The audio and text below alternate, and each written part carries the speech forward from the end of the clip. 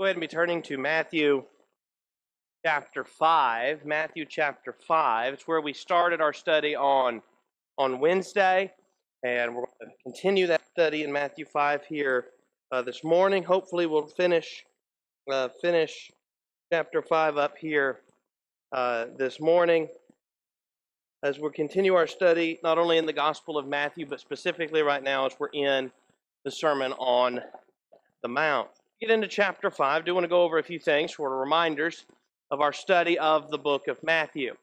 The book of Matthew is about Jesus being the Messiah of the Old Testament. The book is largely written to a Jewish audience, and so Matthew's writing from the standpoint and arguing of the standpoint that Jesus fulfills Testament prophecies about the coming Messiah.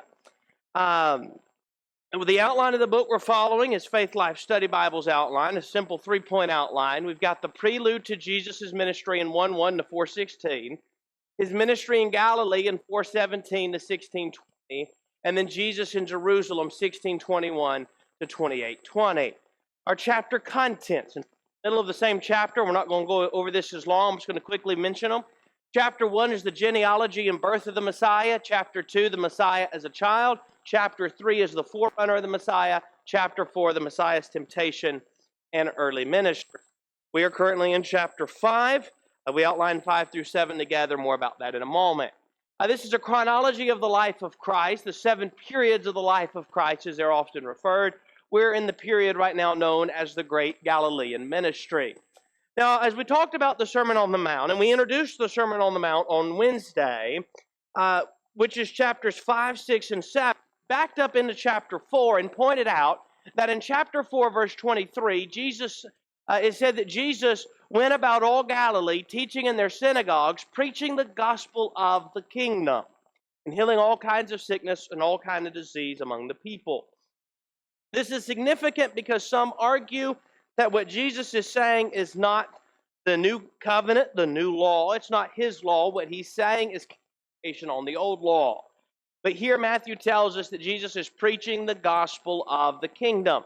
What he's doing in chapters 5, 6, and 7. So again, some argue that the Sermon on the Mount is just an explanation of the old law, but it's not. Jesus is teaching the gospel of the kingdom. We also talked about a key phrase that occurs time and time again in these chapters. It only occurs in 5 and 6, but it occurs 13 times. Here occurs 56, I think it is, times in the book as a whole. 13 of them here. That's the phrase I say. Verse 18, chapter 5, for assuredly I say to you. Verse 20, for I say to you, but I say to you. In 5:22, I'm not going to look at all these again, but 5:26, 5:28, 5:32, 5:34, 44, then 6:2, 5, 16, 25, and 29, that phrase, I say, occurs. And so that phrase occurs time and time again here because Jesus, as those who react to the sermon at the end observe, teaches as one with authority. As we began talking about the Sermon on the Mount on Wednesday, we gave this brief overview or outline. There's 3 really main points to the sermon. Now, you have the handout outline for 5 to 7. There's 4 points, but the 4th point is the people's reaction. Somebody said outline the Sermon on the Mount, it'd be those first 3 points. We have citizens of the kingdom as the first point. That's 5:1 to 16. Righteousness in the kingdom, 5:17 through 7:12, and the invitation, 7:13 through verse 27. The key verse of the chapter, I think, or of these 3 chapters, I could argue it's 4:23, as I said before, but it's hard to argue the key verse to a section of chapters is a verse found just outside those chapters, though I think it provides a lot of explanation. But Jesus is talking for most of the sermon about righteousness in the kingdom. And he says in 5:20, for I say to you that unless your righteousness exceeds the righteousness of the scribes and Pharisees, you will by no means enter the kingdom. I think that's the key to the sermon, as most of the time is spent on righteousness in the kingdom. Now, citizens in the kingdom. We talked about this on Wednesday, so I'll review this quickly so we can get to the rest of chapter 5. But we started with the character of citizens. Their character is what we often call the Beatitudes. Blessed are the poor in spirit, for theirs is the kingdom of heaven. Blessed are those who mourn, for they shall be comforted. Blessed are the meek, for they shall inherit the earth. Blessed are those who hunger and thirst for righteousness, for they shall be filled. Blessed are the merciful, for they shall obtain mercy. Blessed are the pure in heart, for they shall see God. Blessed are the peacemakers, for they shall be called sons of God. And blessed are the persecuted, for theirs is the kingdom of heaven. We then, as we finished up on Wednesday, discussed the influence of a citizen is to be a salt of the earth and light of the world. We have an influence. We've got to make sure it's good. We can help spread the gospel by our influence. We can hinder the gospel by our influence. Those that are in the kingdom need to be a good influence. They're the salt of the earth, the light of the world.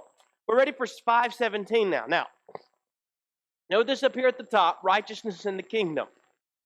There are 4 subpoints to this. So, we'll go ahead and let you know, when we cover chapter 6, we're still in this point on righteousness in the kingdom. If you've got your outline of the Sermon on the Mount, go to point number 2 in your outline, righteousness in the kingdom. Point A.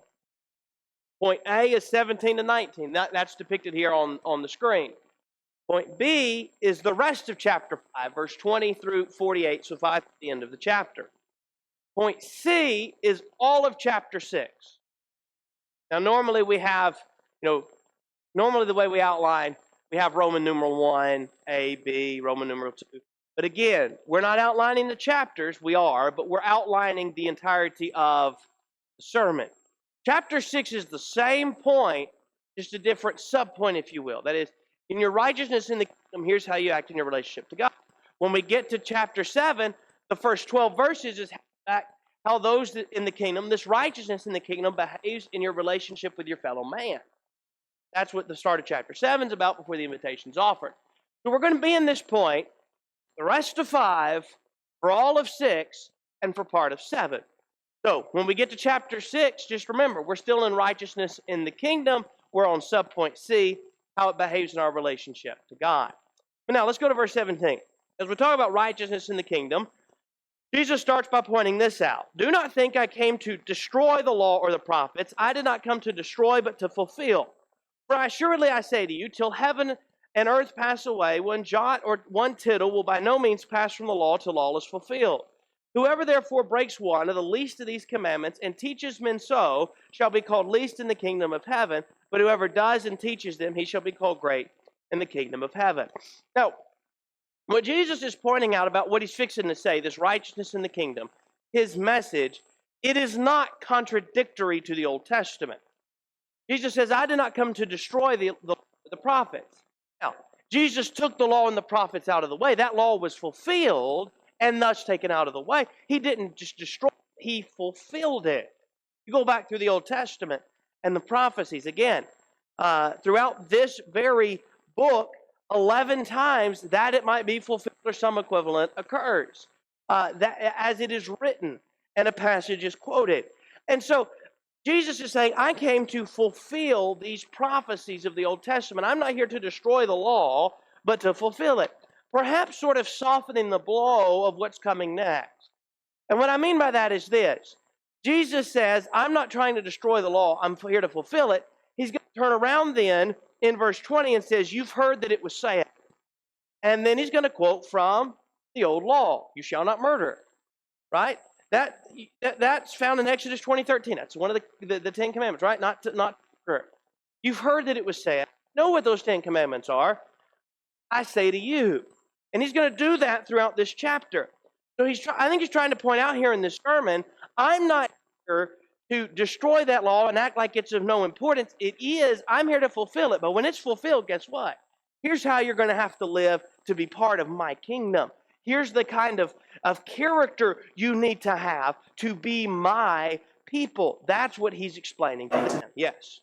Maybe pointed out there where it says exceeding the righteousness that scribes and Pharisees, that it's not a competition. We know Paul wrote to the church of Corinth. He said, don't compare yourself among yourself or measure yourself by yourself. But when you do this, you're not wise. So the takeaway point for all of us, get our nose in the Word of God, what it says, make sure we're applying it to our life. But I think it's also interesting where he says, him, the one that does and then teaches the Word.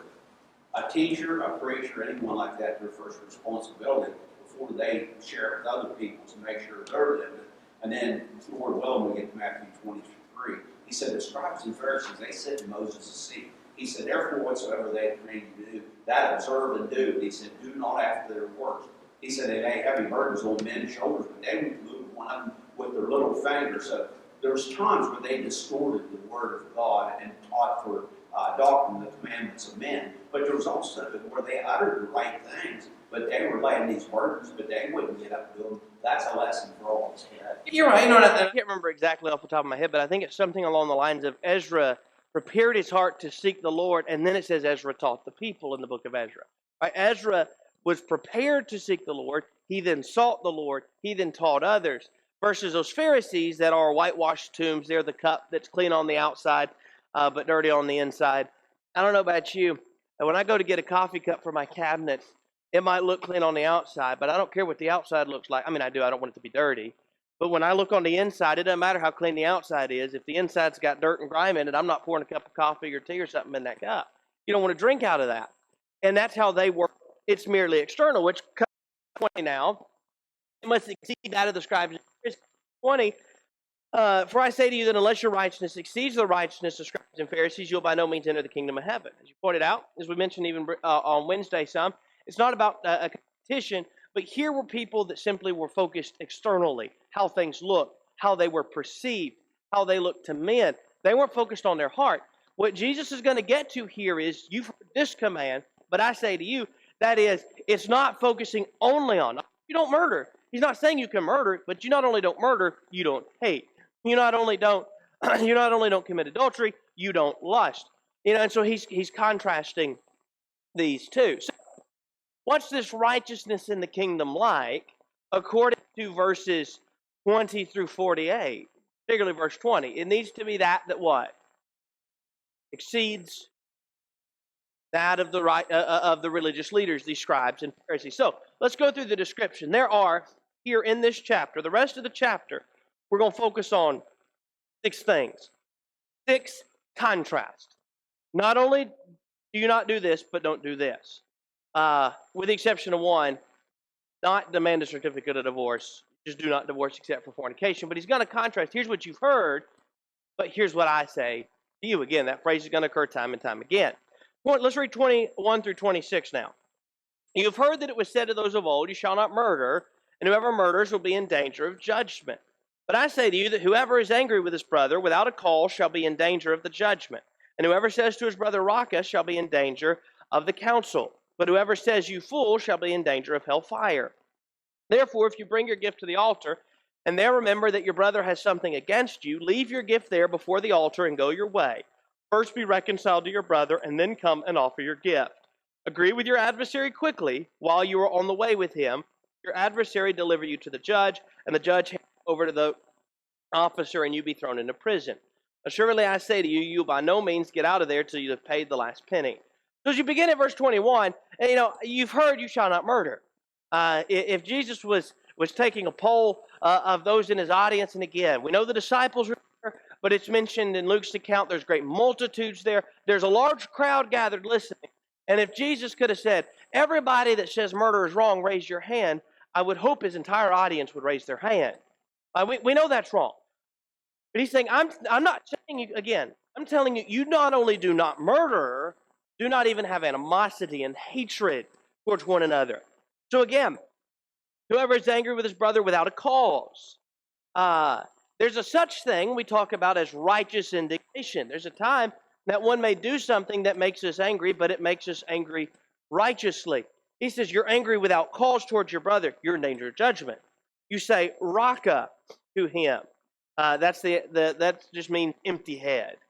You call him fool. He says you're in danger of hell fire. That is, if you have hatred and animosity and aren't ones you need to be, you're in danger of facing judgment. He said in verse 23 that if you realize your brother has something against you, that's not something you wait to deal with. You deal with it when? Now. You're on your way to offer sacrifice. And you remember, my brother's got something against me. Don't wait till the sacrifice is done and go do that. Go and do it now. Leave your gift there, verse 24, before the Lord. If your adversary's got something against you, you too deal with that. Don't let them have anything against you. Don't let, even if it's your adversary, don't let hatred and animosity be there preventing you from being what you need to be, even if they're not what they need to be. Because again, in this case, he talks about the earthly judgment, but you may face judgment. He then comes in verse 27 and talks about the next of these 6 things. Not only do you not commit adultery, but do not lust. Heard that it was said to those of old, you shall not commit adultery. But I say to you that whoever looks at a woman to lust for her has already committed adultery with her in his heart. If your right eye causes you to sin, pluck it out, for it is more profitable for you that one of your members perish than for your whole body to be cast into hell. And if your right hand causes you to sin, cut it off and cast it from you, for it is more profitable for you than one of your members perish than for your whole body to be cast into hell. So again, if Jesus was taking a survey of the crowd and he says, is it okay for somebody to commit adultery? I would hope the crowd would say no. If he said, raise your hand if you think adultery is wrong, I would hope the whole crowd would raise their hand. But he's telling them now, I'm telling you, not only don't commit adultery, do not lust. Whoever's done that's committed adultery with her in his heart. Now, there has been some questions here. We've discussed some of these before. One question that's raised about the adultery in the heart is it literally adultery and calls for fornication when one lusts? And that answer is no. That is particularly used as it's argued from brethren and becoming more and more prevalent of an argument as this sin is more prevalent. And that is, it's becoming argued in part when brethren are arguing that one viewing pornography is cause for divorce. We'd all agree viewing of pornography is sinful, but it is not fornication and calls for divorce. Jesus' point is not that that it's actual adultery, but it's as if they did it in their heart. So again, it's not a cause for divorce, that's fornication. Fornication is the act.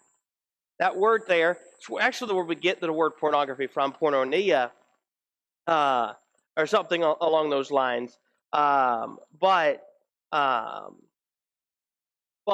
his point is not that it is that they've actually committed adultery, but externally they've not committed the act, but they've done it in their heart, and we're going to be judged too by what? Not just what we do, but by what we think. And so, do not after one. He then comes to verse 31 and talks about not only do not demand a certificate of divorce, just do not divorce except for the cause of fornication. Furthermore, it has been said, whoever divorces his wife, let him give her a certificate of divorce. But I say to you that whoever divorces his wife for any reason except sexual immorality causes her to commit adultery. And whoever marries a woman who is divorced commits adultery. So, as we get into this here, let's go back to the previous point, too. What's the one cause for divorce except for fornication? I wish I could tell you the answer to this. I don't know why this is this way. The King James, if memory serves correctly, always opts for fornication. The ESV always opts for sexual immorality. And the New King James, I think it just depends on what mood the translators were in that day, switches between fornication and sexual morality. I like fornication better for this standpoint. I think we would all agree there are sins that are sexually immoral from the standpoint of they are sexual in nature, but they're not engaging in sexual relationships that are immoral. For example, going back to the last point, lusting is a sin of sexual nature, but it's not the act. It's not fornication. The word here, porneia, it is porneia. I checked. The word is the act of engaging in that relationship. It's having sex with one other than one's mate. Adultery here, one that's married having sex with one that's not their mate. They're engaged in a sexual relationship. That's what it is. That's what this word means. And Jesus says, some of you have heard, don't just get a certificate of divorce and put her away. That's going back to the book of Deuteronomy and what Moses said. Now, Matthew 19, we'll get to this when we get to Matthew 19. Matthew 19, that was planned from the beginning, but because of the hardness of your hearts, they were permitted. Matthew 19. Now again, we'll deal with it more in Matthew 19. Verse 32, whoever divorces his wife for any reason except sexual morality causes her to commit adultery. That's it. That's the only cause for divorce. There's no question. It wasn't complicated. It is straightforward. Whoever divorces his wife for any cause other than he put her away because she was guilty of the sin of fornication. She was guilty of having a sexual relationship with a man or a woman other than him. She had a relationship with someone other than him that was sexual in nature. That's the cause for divorce. Now, the second thing I want to note for just a moment here is the last. Whoever marries a woman who is divorced commits adultery. And I'll bring this up for this reason. If you use a New American Standard, English Standard, Legacy Standard, Christian Standard, NIV, any critical text Bible, when you're in Matthew 19:9, that phrase, whoever marries a woman who is divorced or her who is divorced commits adultery, does not occur in Matthew 19:9. Because the critical text opts for shorter readings, and it's not in every text. That's significant because if you have one of those translations, you'll notice it is found here. So we know that that exception is true regardless of what translation you use and whether one opts for a longer or shorter reading. If one is divorced and one marries that one, if a man marries a woman who's divorced, he commits adultery. Now again, if he marries a woman who divorced her husband because her husband was guilty of fornication, that's not, then as long as that man that's marrying that woman has a right to marry. But if he marries a woman who's divorced and she's the guilty party, or she divorces her husband for a cause other than fornication, then that is adultery. It is a sinful relationship. Go to the next one. Here's his fourth point. Not only do you not make false oaths, you just don't be dishonest. You let your word hold up. Again, you have heard that it was said of those of old, you shall not swear falsely, but shall perform your oaths to the Lord. But I say to you, do not swear at all, neither by heaven, for it is God's throne, nor by the earth, for it is his footstool, nor by Jerusalem, for it is the city of the great king, nor shall you swear by your head, because you cannot make one hair white or black, but let your yes be yes and your no be no. For whatever is more than these is from the evil one. My understanding is in that day and time, there was a common practice that somebody might tell you, I'm going to make an oath to you, and I swear, but they swear by something, and then say, well, listen, I didn't swear by God, or I didn't swear by heaven, or I didn't swear by earth, or I didn't swear, and so that it didn't hold up. Jesus is saying, you shall not swear falsely. Don't make an oath and then not keep it. But he said, I'm telling you, not only don't make an oath. Somebody might say, well, listen, I don't care what you swore by. You made an oath, and you've got to keep that. But guess what? If you didn't make an oath and you told somebody something, guess what? I'll do this for you, or not do something. Guess what you got to do? Got to do it. You let your yes be yes and your no be no. It's not one of those things where we can be back and forth, and one time they can trust us and another time they can't. If people can't take us at our word, we're being dishonest. We are liars, which Revelation 21 and in verse 8 are found where? Lake of fire and brimstone. So Jesus says, not only do you not make false oaths, but I say to you, don't you let your yes be yes, your no be no. Just do not be dishonest with one another. The next thing he talks about is the idea of an eye. You have heard that it was said, an eye for an eye and a tooth for a tooth. By the way, as you go through here again, some of these he's referring to, the you shall not make false oaths with some statements that seems made by perhaps the religious leaders, which would be true. Still don't need to make false oaths. The old law would tell you not to be dishonest, so that may not be the right quote, though that principle's found there. But here in verse 38, an eye for an eye and a tooth for a tooth, guess what? That's an exact quotation from Exodus 21:24, Leviticus 24:20, Deuteronomy 19:21. Those phrases have that or something similar, an eye for an eye and a tooth for a tooth. That is, under the old law, if somebody was guilty of something, then there was to be an eye for an eye. But guess who takes that? Not the individual. Right, it had to be litigated. So when he says, I tell you not to resist an evil person, verse 39, but whoever slaps you on the right cheek, turn the to him also. If anyone wants to sue you and take away your tunic, let him have your cloak also. Whoever compels you to go 1 mile, go with him 2. Give to him who asks you, and from him who wants to borrow from you, do not turn away. Now, I think Jesus is saying literally, listen, if somebody walks up and smacks you across the face, turn around and say, hey, you forgot the other cheek, go ahead and do the other cheek while you're at it. His point is, what I'm telling you is you're not to be one who is retaliating, right? If somebody comes up across the face and they slap you, or somebody punches you in the face, There's a legal process where now they may get a slap on the wrist in the justice system, but they do it. If somebody comes and steals your car from you, I don't think he's saying, of course, they didn't have cars then, but if somebody comes up and says, "Give me your car," I don't think he's saying, "Hey, while you're at it, here's the keys to my truck. Go get that too." That's not what he's saying. What he's saying is, you know what? Don't retaliate. Don't think, okay, well, now that they're gone, I'm going to go after them. I'm going to take their car from them. Let it play out.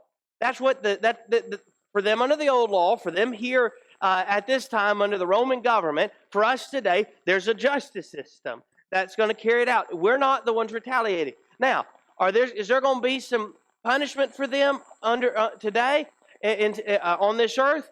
Possibly, if they're caught. Probably, if they are caught, then probably, depending on what they did. But regardless, it's not because I went over and retaliated against them. It's because, you know what? They stole my car and I called the police and the police tracked them down, and then maybe I testify in court, but I'm not retaliating. Right? I'm letting it play out with the justice system. I'm not trying to retaliate. He's saying you don't retaliate. If somebody told you go 1 mile instead of retaliating, just go the second mile. Just don't be one who tries to retaliate. That's not what being part of this kingdom is about. Yes. In Thessalonians, it said, "It's a righteous thing for God to repay with tribulation those that trouble you." If I do a Christian wrong, even if the civil authorities, like you said, slap me on the wrist or maybe don't do anything that would be, what it should be for that type, whatever the crime is, there's definitely a reckoning coming in the next world. Think about a specific example. What the Apostle Paul said, Alexander, the coppersmith, done me by Jesus. He didn't retaliate. He said, God will repay him. And that's the way it is. You're right. And again, as we said, and I think Romans 13 points this out, sometimes those things may be done on earth by the justice system that carries it out. And then sometimes, it always, unless one repents, is carried out. Now, I'll say this. Sometimes it's carried out on earth, but one has opportunity to repent, and they're not going to be punished for eternity. There was a story not long ago of a man in prison who was actually executed. I think it was last year, maybe at the end of the year of 24, who had murdered somebody. He then obeyed the gospel, but he accepted that because of what he did, while he may have the hope of heaven, he had to face punishment on earth, and he was executed by the state of Alabama because of it. So the justice was carried out from the earthly standpoint, but because he repented, he won't have to worry about that. But, so they may have the opportunity to repent, but still have punishment on earth. One more thing real quick, our time's almost away from it, 43 through 48. You've heard that it was said, you shall love your neighbor, hate your enemies. But I say to you, love your enemies, bless those who curse you, do good to those who hate you, and pray for those who spitefully use you, that you may be sons of your Father in heaven. For he makes his sun rise on the evil and on the good, and rain on the just and on the unjust. For if you love those who love you, what reward have you? Do not even the tax collectors do the same? And if you greet your brethren only, what do you do more than others? Do not even the tax collectors do the same? Therefore you shall be perfect, just as your Father in heaven is perfect. Some have the idea, love your neighbor, which the Bible tells us to, but then you can hate your enemy. Jesus would point out in the story of the Good Samaritan that who's our neighbor? It's everyone. It's not limited to the person that lives to the left of your house and the right of your house and the house behind your house and the house in front of your house. It's not limited to that. We're to love everyone. And here he says, you love those, even those who are your enemies. You pray for them. You don't pray, by the way. There was a song several years ago that somebody had, basically about all the bad things you've done to me, and I'm praying that the Lord's going to get you back and do bad things to you in return. That's not what he's saying.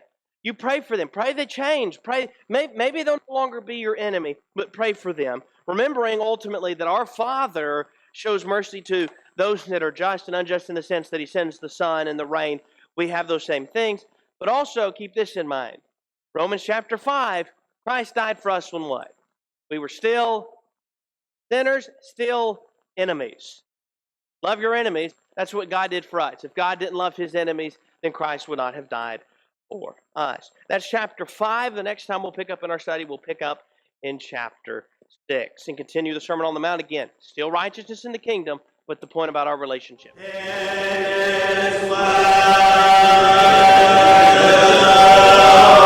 When my soul